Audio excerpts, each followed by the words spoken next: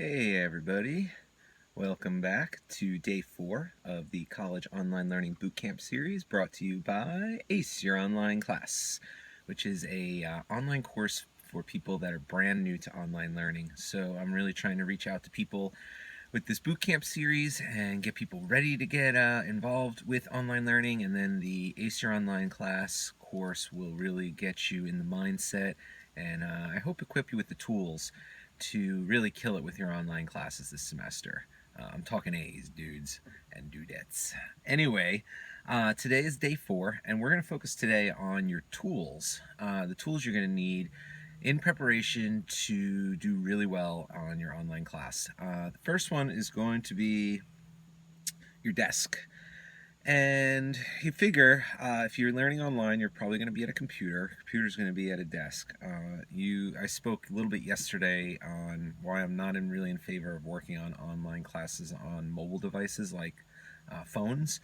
Um, I really think it's a good idea to have sort of a dedicated workspace for doing both your online learning and your, if you have traditional classwork, just a place to kind of spread out and make your own. It doesn't have to be a always dedicated space. I actually use my dining room table a lot when I'm working from home and nobody's around, and I just make sure first it's cleaned off, and then I could spread out. I have books, and I have my to-do lists, and I have my calendar open, and I have my computer, and I have mouse, and beverage, and everything's sort of there.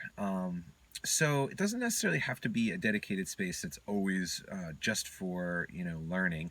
If you use a desktop computer and it's already on a desk, then you're probably pretty much set, in which case I would just suggest you clean it. Clean and organize your desk prior to the semester starting. Get a fresh start. um, they say something about a clear desk leading to a clear mind. So I think I kind of follow along with that. I just recently changed offices for the upcoming semester, and I have a brand new space and it's completely organized because I just had to move everything, and I'm feeling really good about it. And I encourage you to do the same. Number 2 is books. Books definitely fall under the auspice of supplies. Some online courses won't require books, some will. You may want to buy them, you may not. It really depends on you, what you like to do, and what you like to get out of books, and your program as well. So, for instance, in my program, there's one book that I really would recommend everybody get. It's the focus of the introduction course that I teach, but it's also used throughout the program and in many other courses. Maybe not as a required text, but certainly helpful as a supplemental text.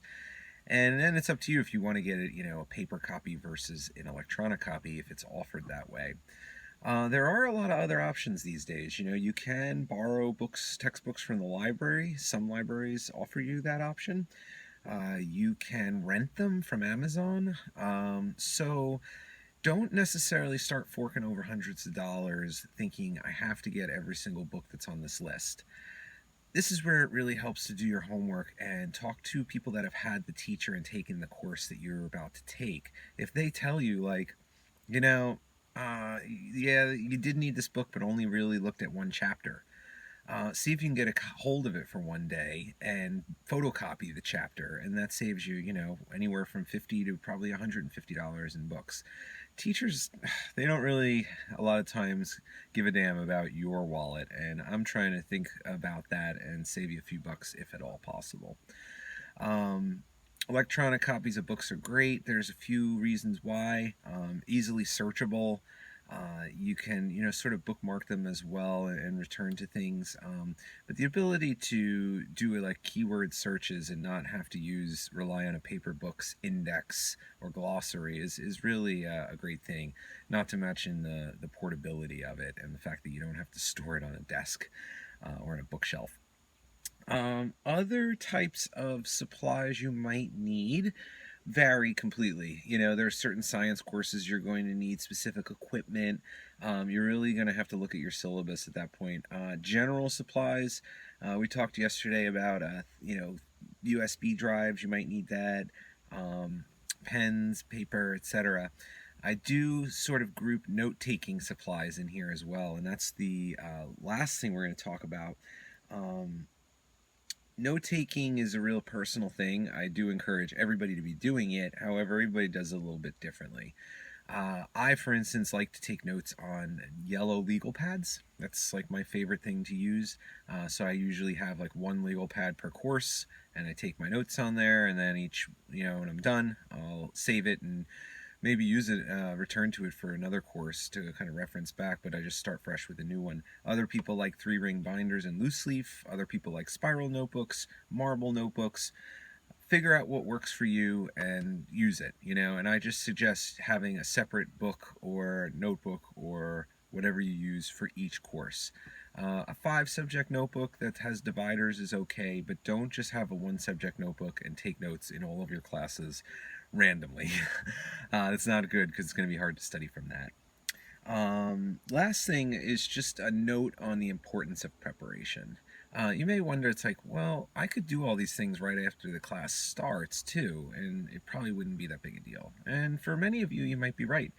I look at preparation, especially for online preparation, is really critical because every minute you spend prepping before the class starts is basically giving you that time to dedicate to actually learning the content instead of prepping once the class actually begins.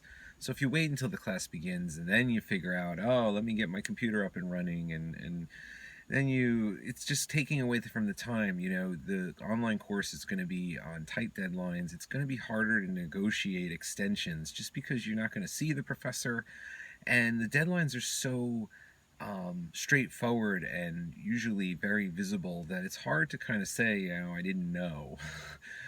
So if you definitely want to start the prep as early as you can, but at the very least, once you have access to the syllabus. So hope you guys have access to that soon, and I hope you guys continue to check in on the online bootcamp series. We have 3 more days left, guys. Class is starting in a few days. Take care.